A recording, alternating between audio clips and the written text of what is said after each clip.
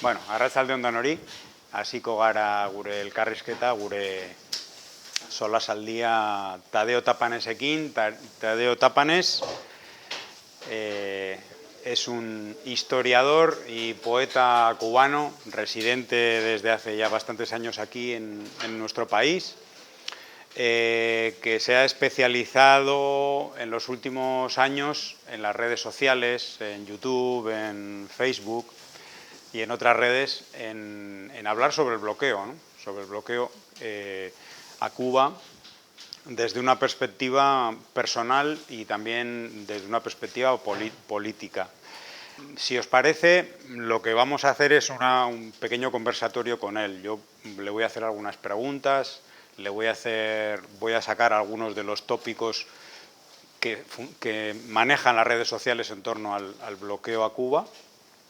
Y después, cuando acabe este pequeño diálogo, pues podéis preguntarle lo que queráis o hacer algún comentario, si os parece. Bueno, Tadeo, ¿qué tal? ¿Cómo te encuentras? Muy bien, muy feliz de estar acá con todos ustedes y bueno, espero que mis palabras les resulten agradables, atractivas, interesantes, que aprendan algo aquí conmigo. Y nada, pues vamos a comenzar.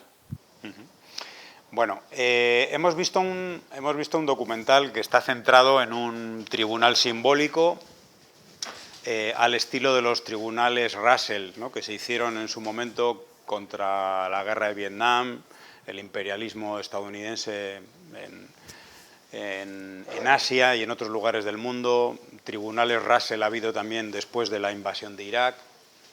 Y este tribunal simbólico que se hizo en Bruselas, digamos, pertenece a ese estilo de tribunales contra una potencia que avasalla a un pequeño país, en este caso una pequeña isla del sur, ¿no?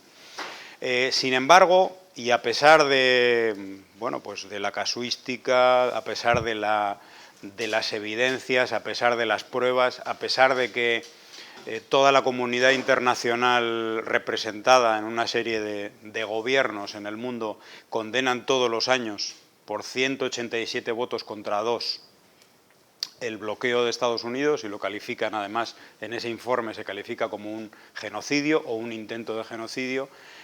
Sin embargo, en las redes sociales leemos cosas como que el bloqueo no existe, ¿no? Y yo te voy a poner unos titulares aquí que son muy representativos de lo que a veces, o mejor dicho, cualquier día podemos leer. Radiografía del bloqueo, la fake news favorita del gobierno cubano. Esto es un titular del ABC. El bloqueo de Estados Unidos a Cuba no existe. Diputado argentino desenmascara al régimen cubano. Cuba no está bloqueada, está embargada porque son unos estafadores.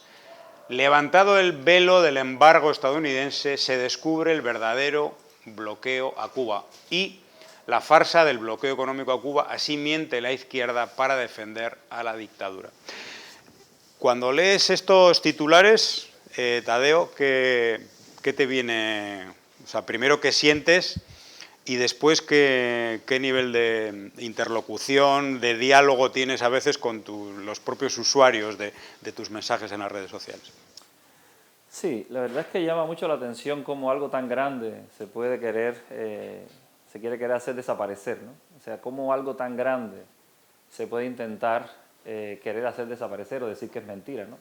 Pero bueno, en los tiempos que estamos viviendo, en los que se niegan tantas cosas, se niega que la Tierra es redonda, se niegan tantas cosas, pues ya en este mundo en el que nos están invitando a no pensar, pues ya uno no se asombra de nada, ¿no? Al final pueden querer borrar cualquier cosa, ¿no?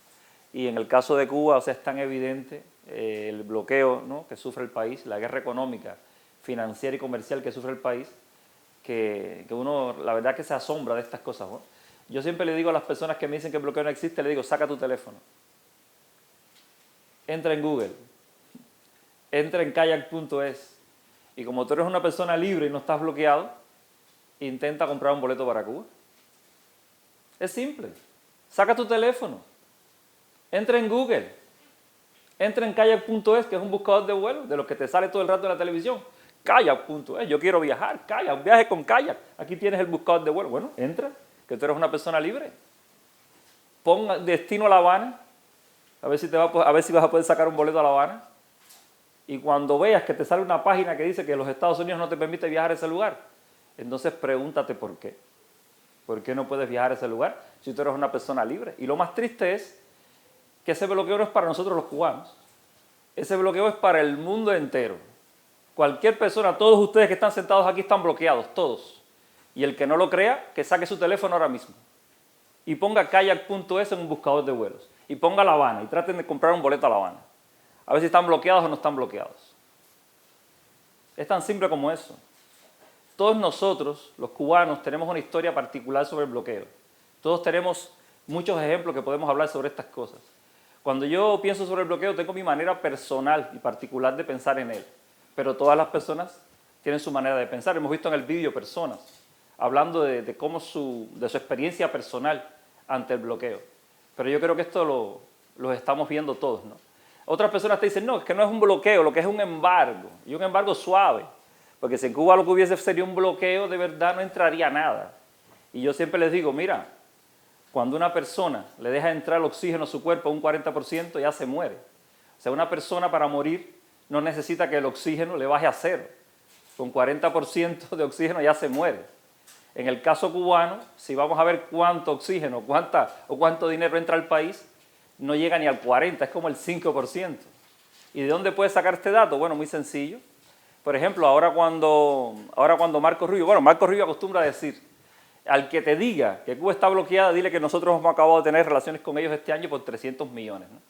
Pero cuando entras al chat GPT y le preguntas al chat GPT, por favor, ponme la lista de las relaciones comerciales entre todos los países latinoamericanos y Estados Unidos, pues ¿qué te encuentras?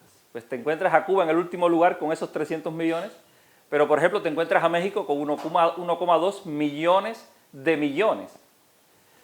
Entonces, claro, cuando las relaciones comerciales entre México y Estados Unidos es 1,2 millones de millones, o sea, 1,2 y 12 ceros por ahí para atrás, o sea que son 300 millones. Pero además hay una cosa, cuando yo te estoy diciendo a ti que las relaciones comerciales con México es 1,2 millones de millones, yo estoy poniendo ceros, pero esos 12 ceros no son ceros, allí hay números.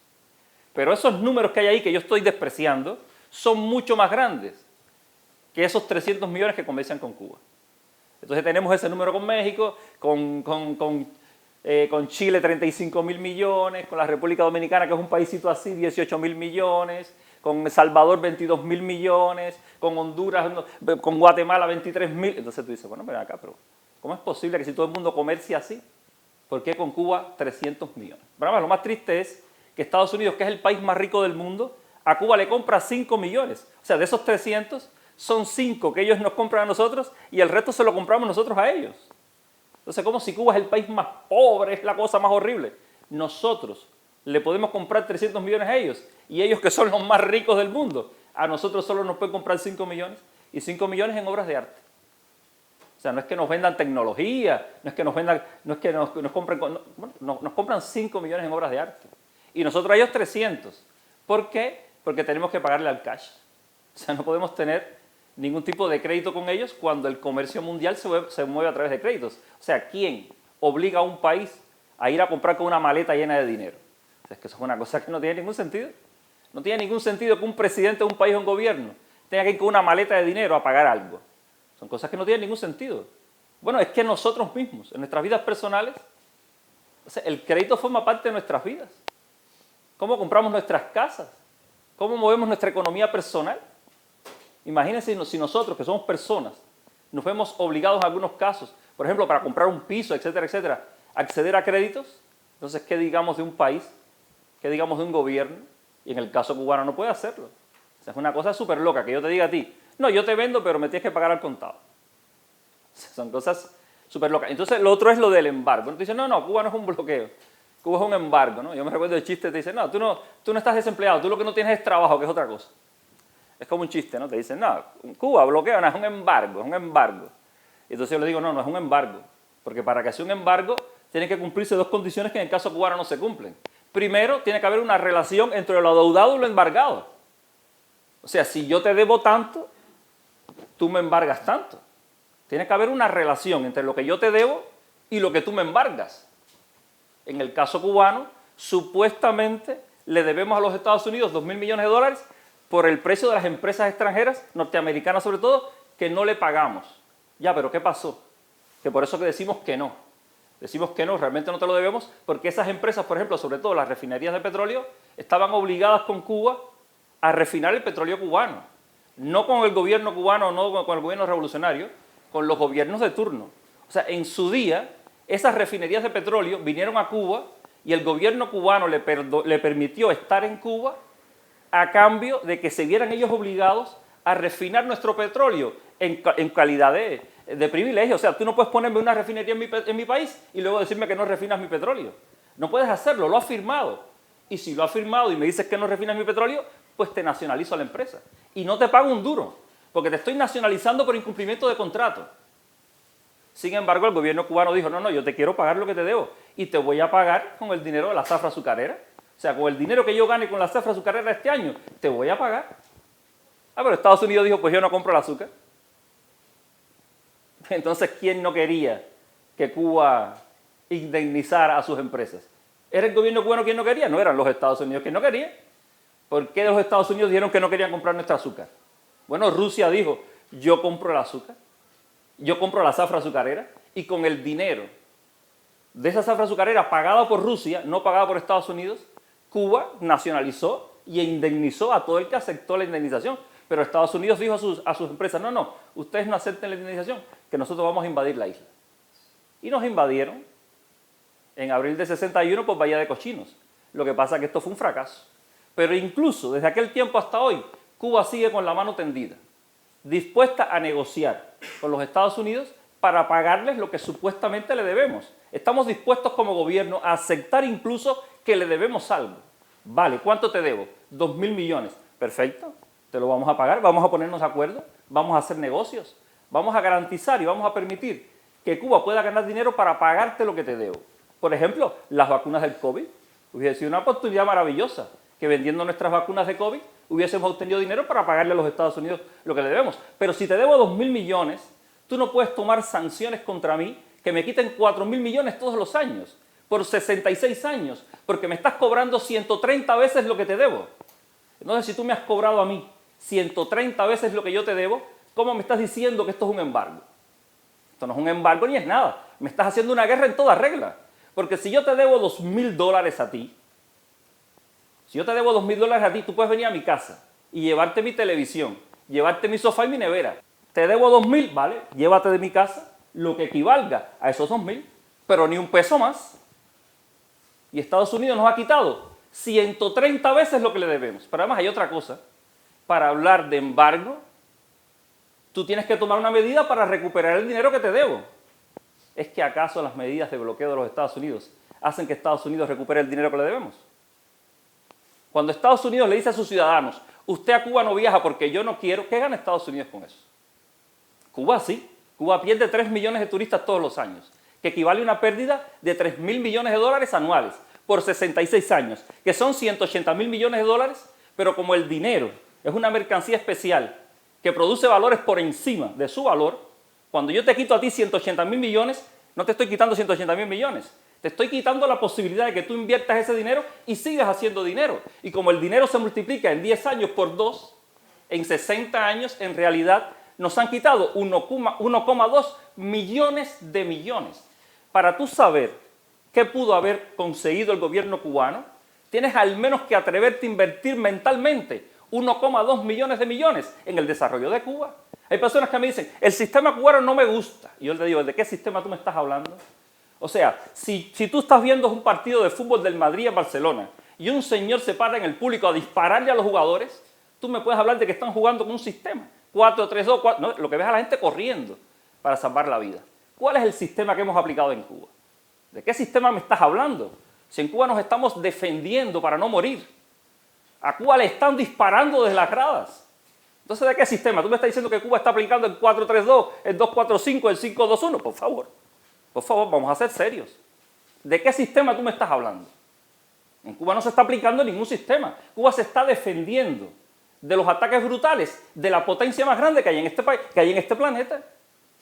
Entonces, como tú dices, no, es que a mí el sistema no me gusta. Señor, atrévete por lo menos a invertir mentalmente 1,2 millones de millones en el desarrollo de Cuba. Si Cuba pudiera invertir en su desarrollo 1,2 millones de... Bueno, Cuba sería como Japón. Cuba sería un país desarrolladísimo. Háganlo mentalmente para que ustedes vean. Ustedes piensan que si reparar toda La Habana Vieja y Centro Habana solamente cuesta 14.000 millones, eso no estaría todo restaurado. ¿Ustedes piensan que en La Habana no hubiera un metro? ¿Ustedes piensan que en Santiago de Cuba no hubiera un metro? ¿Ustedes piensan que no hubiese en Cuba 1 millón de viviendas más de las que hay?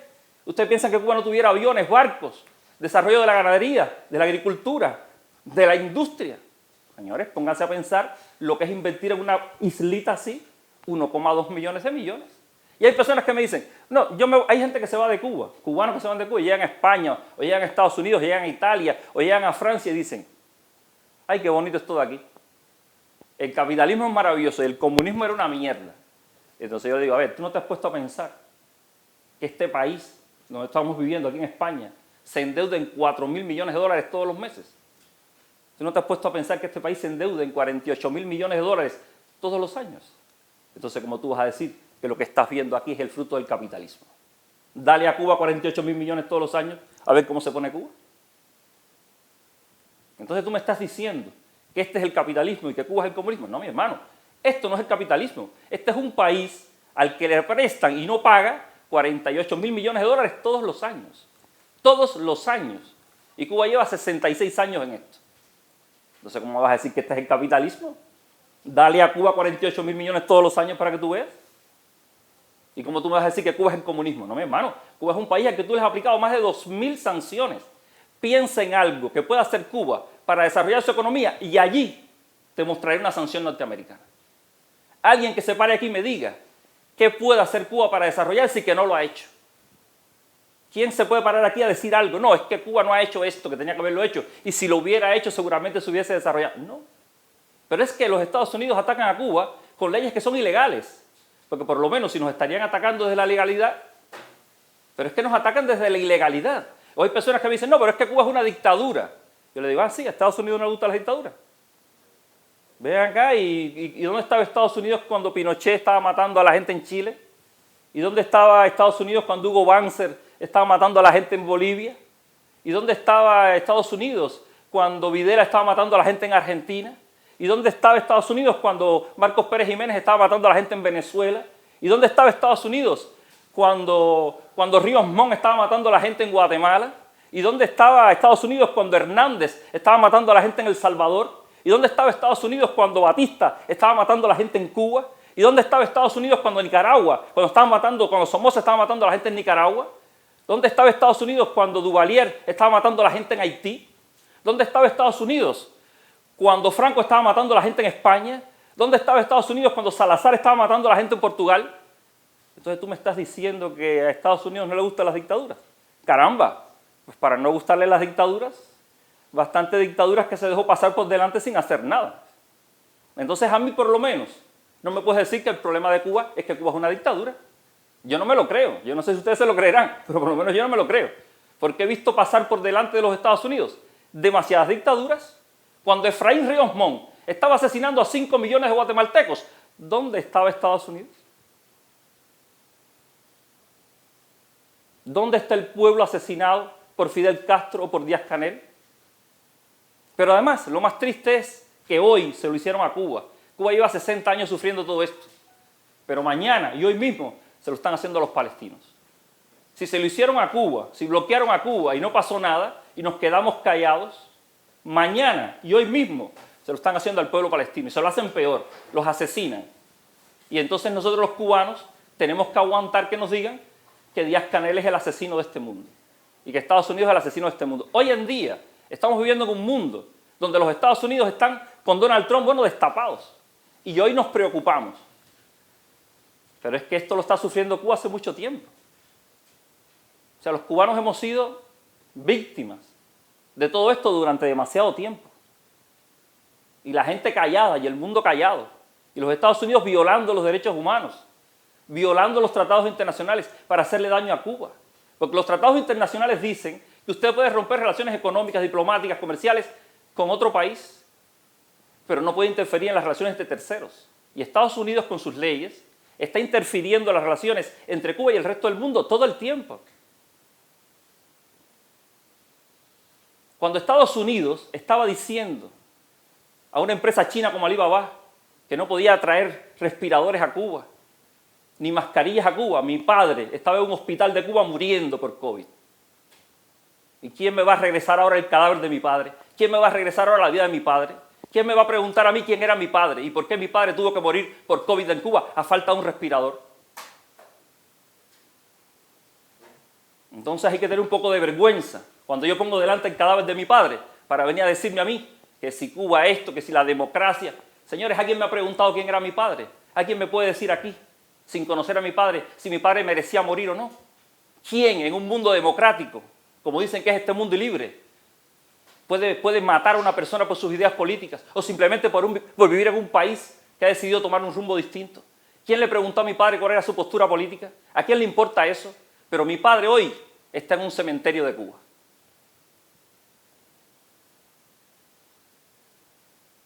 Entonces, ¿quién ordena en esta hora el lamento de mi madre que perdió a mi padre? ¿Quién ordena en esta hora el lamento de mi madre? ¿Quién? Entonces, desde esta autoridad hablo yo. Ahí está el cadáver de mi padre, ahí, presente, delante de todos ustedes. Y mi padre era un buen hombre, mi padre no se merecía morir. Vamos a pasar a un tema que por supuesto es una de las consecuencias de este bloqueo, además de las víctimas directas, ¿no?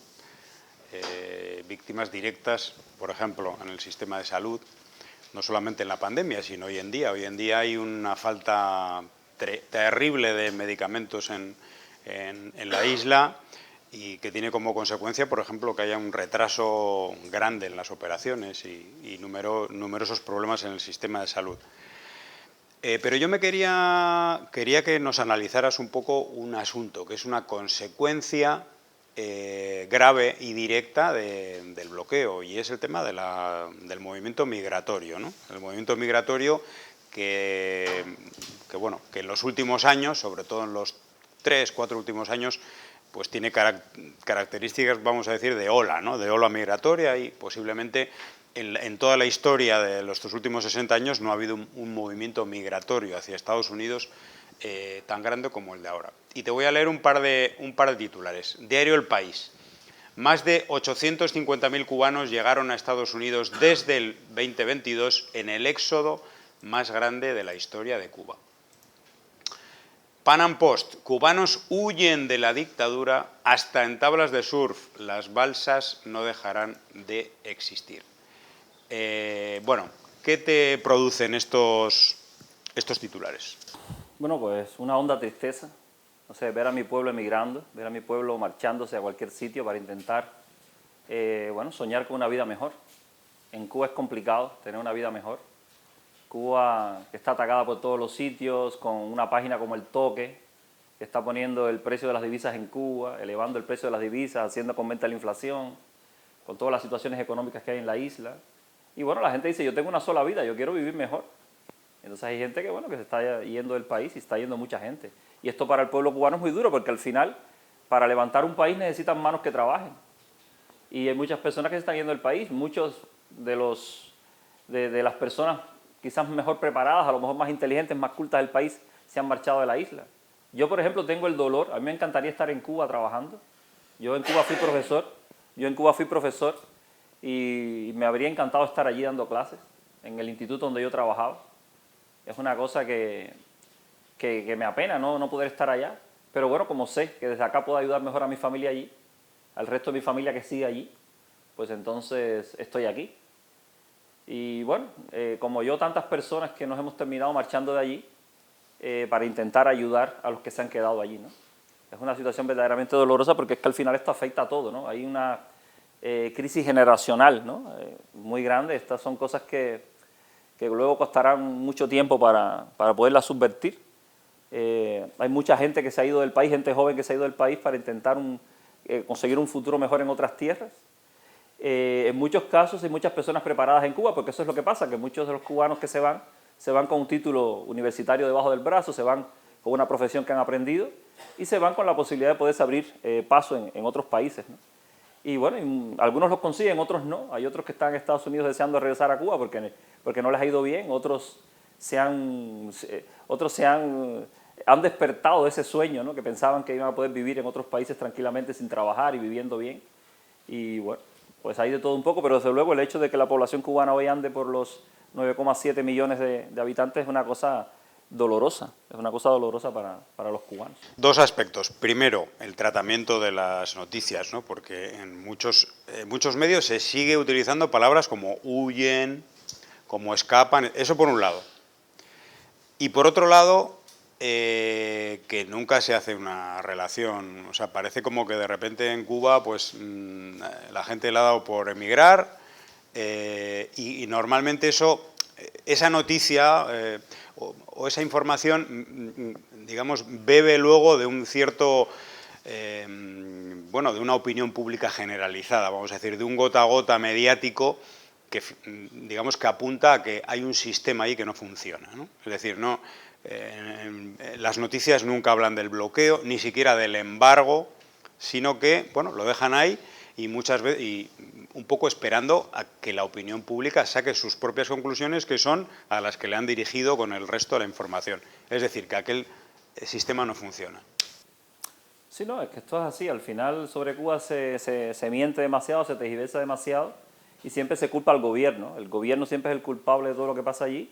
Si la gente se tiene que ir, si la gente no puede vivir en su propio país, es porque el gobierno lo está haciendo mal, cuando realmente cualquiera que piense un poquito comprende que todos los ataques que sufre Cuba, bueno, pues es imposible que el país funcione bien. Bueno, y lo estamos viendo con el tema de los aranceles que está poniendo Donald Trump. O sea, Donald Trump le ha puesto un poco de aranceles a un montón de países y dice que tiene una cola de presidentes. Dice que tengo 70 presidentes ahí esperando por mí para besarme el trasero, ¿no? Entonces la pregunta que uno se hace, bueno, si con un arancel del 40% le estás besando el trasero a Donald Trump, entonces si te digo, yo no te vendo ni te compro, te saco del sistema SWIFT, te meto en la lista de países terroristas, no compro nada que esté fabricado con tus minerales, tú no puedes comprar nada de patente norteamericana. Entonces si te hago eso, entonces ¿qué te hago? Si los presidentes comprenden que con un arancel del 40% ya destruyo tu economía, entonces ¿qué puede decir Cuba? Cuando le hacen cosas que son 10 veces peores que un arancel. Entonces ahora con los aranceles la gente está comprendiendo un poco de qué va todo esto, ¿no? Y es gracioso porque uno se encuentra en la prensa, en los medios de comunicación de derechas, a personas que hay países de izquierda, cuando hay un gobierno más o menos de izquierda o proizquierda, que le han puesto un arancel, decir, miren, esta es la culpa de este presidente, de este gobierno de izquierda. Ahora nos han puesto este arancel y nos van a destrozar la vida. Y esas mismas personas, esos mismos periodistas de derecha, habían estado diciendo, no, pero el caso cubano es otra cosa. El caso cubano no es las medidas. El caso cubano es que el comunismo nunca ha funcionado en ninguna parte. Entonces, esa es la gran ironía de todo esto, ¿no? y es la gran contradicción. ¿Cómo eres capaz de comprender que un arancel del 40% destruiría la economía de tu país en 2 años y me estás diciendo que todas las sanciones que Estados Unidos le aplica a Cuba no le hace daño? A Cuba no le hace ningún daño. El problema de Cuba es el sistema. Entonces es una cosa que no se entiende, ¿no? Hay un presidente, Donald Trump, cuya política está enfocada sobre todo a la deportación de miles, incluso de millones de personas, ¿no? Sin embargo, durante un tiempo ha habido un juego político con el tema de la emigración cubana, se ha aceptado una emigración por motivos políticos, algo que de repente ha sido cortado de la noche a la mañana, ¿no? Y hay muchas de las personas cubanas que han emigrado, entre otras cosas por el cúmulo de sanciones y el bloqueo económico, llegan a Estados Unidos, se les acoge con un sistema que se llama parole humanitario, que el presidente Donald Trump acaba de cancelar absolutamente, incluso violando las propias leyes de Estados Unidos. Yo leo una noticia, bueno, esto es un tuit de hace, no sé si es de ayer. Esta madre cubana fue separada por la fuerza de su hija de meses y deportada a Cuba tras vivir 6 años en Estados Unidos. Es apenas otra víctima de las políticas migratorias de la administración Trump. En La Habana me cuenta de su impotencia y desesperación por volver a abrazar a su niña. ¿Qué pasa? Que la emigración cubana ya no interesa políticamente, porque por un lado ha sido muy utilizada por los sectores de la ultraderecha cubanoamericana, que incluso están en el gobierno de Trump, pero toda esta situación, toda esta aplicación de medidas de deportación que afecta a la gente cubana, les salpicará en algún momento a todos estos senadores y a toda esta mafia de Miami o no pasará nada. Bueno, yo pienso que tendrá que hacerle daño porque al final se ven obligados a, si quieren respetar el discurso que han tenido todo el tiempo de que vengan para acá, hay que salvar a los cubanos de la dictadura castrista, bueno, pues entonces ahora que los tienes allí, pues no querer salvarlos y quererlos mandar otra vez para el infierno, ¿no? Que según ellos es lo que pasa en Cuba, pues hay una contradicción. Y los cubanos le están exigiendo a esa dirigencia de Miami, bueno, que los defienda ante las políticas de Trump. Pero las políticas de Donald Trump son, bueno, las típicas políticas del fascismo, ¿no? El fascismo se basa en dos eslóganes fundamentales. Una dice, vamos a hacer grande de nuevo este país, make great again, vamos a hacer grande de nuevo los Estados Unidos. Y el segundo, tú no te preocupes que tú eres de aquí. El problema lo tienen los que son de fuera y vamos a sacarlos a todos. Y vamos a levantar un muro para que aquí la gente no pueda venir y vamos a obligarlos a ir a pagar el muro. O sea, ese es el típico discurso fascista y es el discurso de Donald Trump. Pero bueno, ese discurso de Donald Trump choca precisamente contra la cosa esta de que invitar a través de, bueno, invitar de alguna manera a los cubanos a dejar el comunismo, a escapar, a venir a Estados Unidos, a venir a tierras de libertad para que vivan bien y para que encuentren el progreso. Y de repente, bueno, pues ahora los están mandando de regreso a sus casas, cuando en muchos casos esas personas lo vendieron todo en sus países, allá en Cuba ya no tienen nada allí, y hacerlos regresar a la isla es, bueno, es una situación bastante dolorosa para todos ellos. Y bueno, y aquí vemos el ping-pong, ¿no? El ping-pong de seres humanos, cómo se juegan el ping-pong, cómo se pasan la pelota los unos a los otros en función de sus intereses políticos y sin pensar para nada en la vida de esos seres humanos. El bloqueo afecta a todos los sectores de la sociedad cubana, pero, por ejemplo, afecta al deporte. Leíamos en los últimos días que los jugadores de béisbol cubanos, que son muy cotizados en las grandes ligas de Estados Unidos, ha habido siempre mucha polémica con eso, ¿no? Tienen que firmar una declaración por la cual se comprometen a no volver a Cuba, a no residir en Cuba, es decir, jugar en Estados Unidos, pero no puedes volver a tu país, no puedes tener relaciones con tu país, no puedes militar en el Partido Comunista, ¿no? Eso es una de las cosas que firman también. No puedes dejar ningún tipo de ingreso, ni impuesto, ni nada en Cuba. Sin embargo, luego esto se vende como una especie de... o sea, es la misma gente que luego hace un canto a la libertad, ¿no? Esas personas se las hemos salvado de las garras de un sistema totalitario, pero desde luego les obligamos a firmar un papel por el que no pueden ni siquiera elegir dónde quieren vivir, tienen que romper con su familia. No se les deja jugar, por supuesto, con la selección de su país, una locura, ¿no? Sí, esta es otra de las maneras que tienen los Estados Unidos de hacer que no llegue dinero a Cuba. O sea, el gobierno de los Estados Unidos dice que el comunismo no funciona en ninguna parte, que si el comunismo llega al desierto en 5 meses se acaba la arena, ese tipo de cosas. Pero luego toman medidas absurdas como estas, ¿no? De impedir que entre a Cuba un solo peso, un solo dólar, ¿no? Existen por lo menos 200 deportistas cubanos que juegan para ligas norteamericanas, ya sean jugadores de béisbol o boxeadores o de otros deportes, que si pudieran residir en Cuba y hacer que sus salarios millonarios, pues bueno, terminaran en las arcas de los bancos cubanos, pues el gobierno cubano tendría por lo menos 200 millones, 4.000 millones de dólares en las arcas y con ese dinero pudiera hacer negocios y pudiera mejorar la situación del país.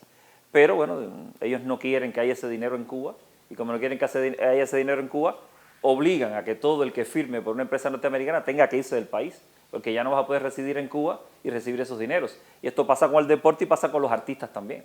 O sea, pasa con los cantantes, pasa con los artistas, bueno, con los artistas de todo tipo, ¿no? En el caso de los cantantes es una cosa dolorosa porque en muchos casos se ven obligados a no regresar más al país, le hacen, o sea, la derecha ahí en Miami le hace una guerra tremenda a todos esos artistas por regresar a sus países, por querer cantar a su pueblo, por querer ganar dinero en Miami y ganar dinero en La Habana. O sea, es una cosa totalmente absurda. O sea, obligan a los artistas cubanos y a los deportistas a posicionarse políticamente.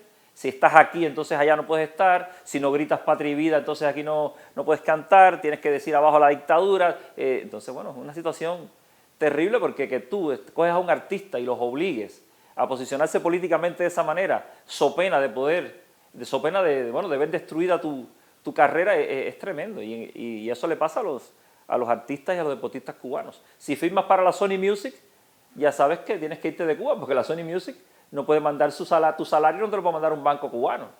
Entonces, lo paradójico es el modo en que desde Estados Unidos te dicen que el sistema cubano no funciona y la eficacia que tiene ese mismo gobierno para impedir que llegue a Cuba ni un solo dólar. O sea, si de verdad tú creyeras que ese sistema no funciona, pues ya te olvidarías de eso. Es como cuando la carrera entre la liebre y la tortuga. O sea, la liebre sabía que iba a ganar la carrera y se acostó a dormir. Se olvidó de la tortuga. Bueno, ¿por qué Estados Unidos no se olvida de Cuba ni un solo momento? ¿Cómo es posible que Donald Trump tome la presidencia y ya a las 24 horas está en el poder? Ya metió a Cuba en la lista de países terroristas sin dar ni siquiera un motivo, porque por lo menos la otra vez se inventó lo de los ataques sónicos, que por cierto la CIA, 6 años después, dijo que era mentira todo. Bueno, entonces ¿cómo es posible que ahora ni siquiera, no esperes ni siquiera 72 horas para meter a Cuba en la lista, ni te inventas un pretexto ya, nos metes porque sí, porque tú eres Donald Trump, porque tú quieres ser el Papa, porque tú en el funeral del Papa vas vestido de azul, porque tú no te vistes de negro, porque tú tienes que estar en primera fila con los reyes, porque tú quieres ser el próximo Papa, porque tú eres el que manda, porque tú eres el más grande, el más iluminado de este planeta. Entonces, ¿cómo hemos llegado aquí? O sea, ¿cómo el mundo ha llegado aquí? ¿Cómo tenemos a este santurrón dirigiendo el mundo? Bueno, señores, pues después de 60 años de hacerle daño a Cuba y la gente mirando por otro lado, al final terminamos en esto. Y ahora todo el mundo está en peligro. Porque este señor puede disparar para cualquier sitio y puede hacerle daño a cualquier país. ¿Qué consecuencias tiene que Cuba esté en la lista de países patrocinadores del terrorismo, esa lista que es una lista del gobierno de Estados Unidos? Pero al margen del daño simbólico, ¿no? Bueno, que finalmente tampoco tiene por qué ser un gran daño procediendo de los Estados Unidos, pero hay un daño económico muy grande. Posiblemente sea el factor número 1 en estos momentos del bloqueo económico. Claro, cuando Estados Unidos te mete en la lista de países terroristas, hay mucha gente que estás ahuyentando a muchas empresas, estás ahuyentando a mucha gente, porque al final, si yo como tengo una empresa y yo hago negocios con Cuba y por estar comerciando con Cuba tú me puedes acusar de terrorismo a mí, pues la gente tiene mucho miedo. Entonces, si estás ahuyentando a los empresarios y a los capitales del mundo entero, bueno, es que de hecho el hecho de estar en la lista de países terroristas impide que una entidad financiera te pueda dar dinero. Entonces el daño a la economía cubana es brutal.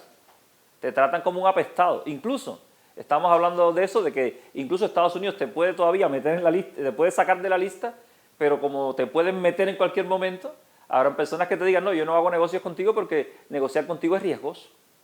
Ah, no, porque tú dices, no, pero ya a mí me sacaron de la lista. Y dice, no, pero es que te pueden meter en cualquier momento. O sea, ¿cómo tú me vas a garantizar a mí que en los próximos 10 años tú no vas a terminar en la lista otra vez? Ese cubano puede garantizar eso. Entonces, el estigma de haber estado alguna vez en la lista ya le está haciendo daño a Cuba. O sea, ya no es simplemente el hecho de que te saquen de la lista, te pueden sacar incluso de la lista, pero el daño ya está hecho. Como la persona que ha terminado en prisión, la persona que ha delinquido y ha ido a la cárcel. Ya te puedes salir de la cárcel, pero tú has estado en prisión. Y sigue siendo una persona que, bueno, que arrastra un estigma. Y habrán personas que no te quieran dar trabajo porque tú estuviste en prisión. Y tú dices, no, pero ya yo cumplí con la sociedad. No, pero sí, pero tú estuviste en la cárcel por robar. Y yo no me fío de ti. Entonces, eso es lo que pasa con Cuba, ¿no? ¿Tú cómo te imaginas una Cuba? ¿Cómo sería Cuba sin bloqueo? Pues es lo que yo hablaba, ¿no? Yo me imagino que una Cuba sin bloqueo no hubiese perdido este 1,2 millones de millones.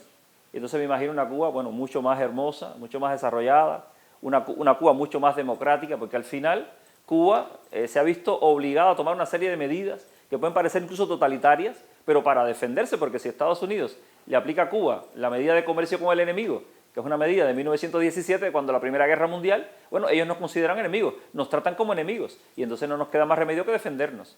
Si nos están atacando, no nos queda más remedio que defendernos. Pero seguramente que si Cuba sería un país que no estaría atacado, bueno, pues pudiera tener herramientas políticas mucho más democráticas, la gente se quejaría mucho menos, habría muchas más personas viviendo en Cuba, la vida sería totalmente distinta. Bueno, es que de hecho Barack Obama apenas quitó 5 medidas del bloqueo y en apenas 2 años la sociedad cubana cambió de una manera tremenda. O sea, el pueblo cubano en 2015 y 2016, bueno, vio un florecimiento grandísimo de la economía y de la vida cubana. O sea, en apenas 2 años, en apenas por el hecho de que vinieran a Cuba 800.000 turistas norteamericanos en 2015 y 800.000 turistas norteamericanos en 2016, bueno, la situación de la isla cambió. En Trinidad, que es donde yo vivo, que es una ciudad turística, andaban los norteamericanos por la calle buscando dónde dormir, no tenían casa, los hoteles estaban llenos, las casas de hospedaje estaban llenos. Te tocaban a la puerta de la casa y te decían, por favor, una habitación para dormir. En mi casa estaba mi habitación libre, porque yo vivo aquí en España, y mi familia tuvo que ponerse a alquilar. Cuando yo le decía, por favor, en mi habitación que no la alquilan a nadie. Bueno, pues mi familia terminó alquilando mi habitación, porque esos señores te pedían por favor que no tenemos donde dormir. Entonces, ¿cómo estaban los cubanos cuando eso estaba pasando? Estaban contentísimos, estaban ganando un dinero tremendo. ¿Cómo estaban los cubanos cuando Mick Jagger dijo que iban a tocar en La Habana? Cuando los Rolling Stones vinieron a La Habana, ¿cómo estaban los cubanos? Contentísimos. ¿Cómo estaban los cubanos viendo a Chanel desfilando por el Prado? Contentísimos. ¿Cómo estaban los cubanos cuando firmaron Rápido y Furioso, la 8ª parte? Contentísimos.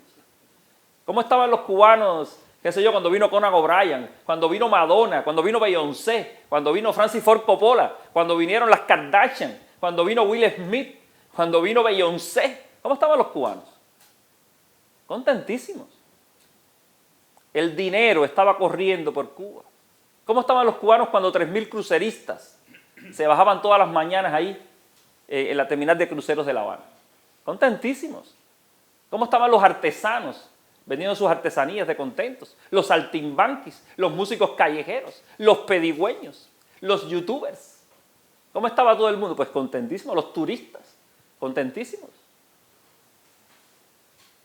Y con el dinero que entró, con esos 1.600 millones que entraron, pues hicieron muchas cosas.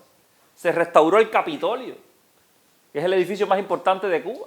Se doró la cúpula del Capitolio y se doró la Estatua de la República. Se construyó el Hotel Manzana Kempinski, porque Kempinski vino y puso un hotel allí, y puso el Gran Hotel Bristol. Y se amplió el Hotel Parque Central, y se arregló el Sloppy Joyce, que es el bar que tiene la barra más grande de La Habana. Y se empezó a hacer un hotel en la terminal de cruceros, y se empezó a arreglar la terminal de ferrocarriles, y el mercado de 4 Caminos, que es uno de los mercados más importantes de La Habana, se reparó completo. Y en Tercera y 70 se han levantado 2 grandes hoteles, los hoteles Matu, y hoy ya Cuba tiene sus torres gemelas, en Primera y D, que es el Hotel Gran Aston Habana, y la Casa de Mendive, que fue en tiempos una escuela donde estudió José Martí, hoy es una nueva escuela remozada, preciosa, ahí en el Prado. Y el Hotel Regis un poquito más allá, y el Hotel Paseo del Prado, y el Hotel Packard, y la gente iba a La Habana y decía, la Nueva Habana, esta es la Nueva Habana. Entonces, ¿qué pasó en Estados Unidos con esta Nueva Habana que empezó a resurgir? Bueno, que se cagaron de miedo.